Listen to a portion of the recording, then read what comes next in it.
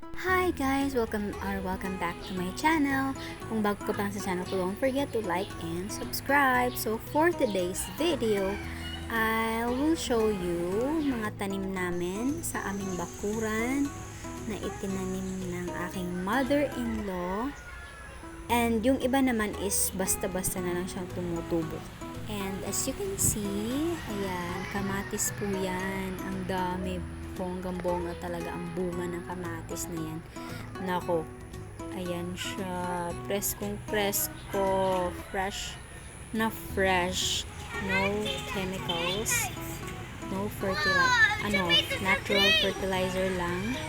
Syempre, hindi naman kami bumibili ng mga chemicals o mga fertilizers na ginagamit talaga sa mga farmers para alagaan yung mga tanim nila. Ito is normal and all natural talaga. And ayan, so fresh. And ayan naman is bell pepper. Hilaw pa siya. Kapag may tinanim, may aanihin ka talaga. Kapag may tiyaga, may nilaga. So, ayun guys, matuto tayong magtanim. Kung may mga patapon na kayo ng mga sili, bawang, o luya, anything na pag itinanim mo ay babalik din sa'yo. Kagaya niyan, pagtanim ka ng mga vegetables, ng mga prutas, kasi may aanihin ka talaga. And very nakakatipid siya. Then, ayan yung next. Vegetables din yan. Ang ganda talaga sa feeling na namumunga na yung mga itinanim mo, 'di ba? Parang worth it yung ginawa mo, 'di ba? Gusto naman talaga natin kapag may itinanim tayo, may aanihin din tayo, hindi yung kakainin ng mga peste. Ayan naman is sili na hindi pa masyado ano pa lang siya, baby na sili pa lang siya.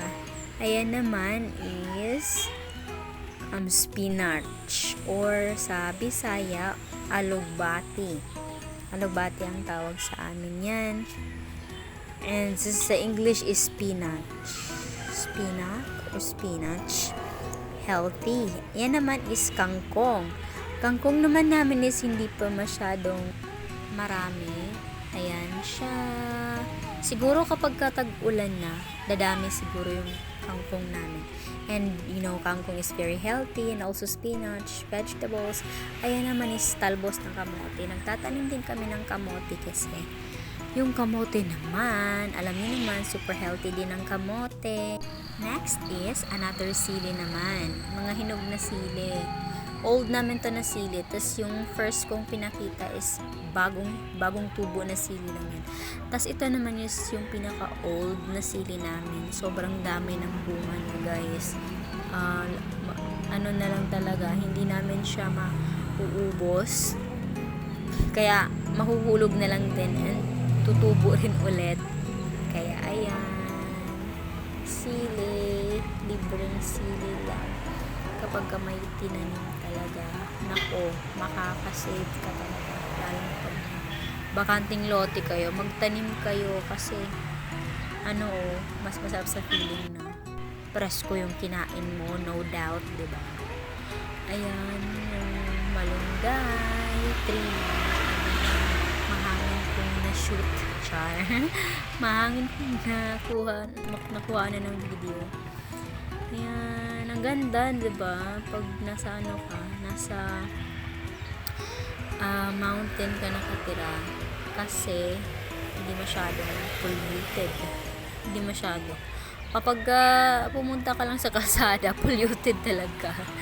Pero pagka nandito ka sa mga bukid-bukid, hindi naman. Kasi nakakalanghap ka pa rin ng mapreskong hangin. Ayan, pinakita ko lang ulit yung vegetables. Yun. Hindi ko napakita sa inyo dati yung kalabasa namin. Namin is 3 ata. Tapos hindi ko na videohan. Sasali ko sana dito. And better luck next time. So, ayan guys. Thank you so much for watching, guys. See you on my next video. Bye-bye!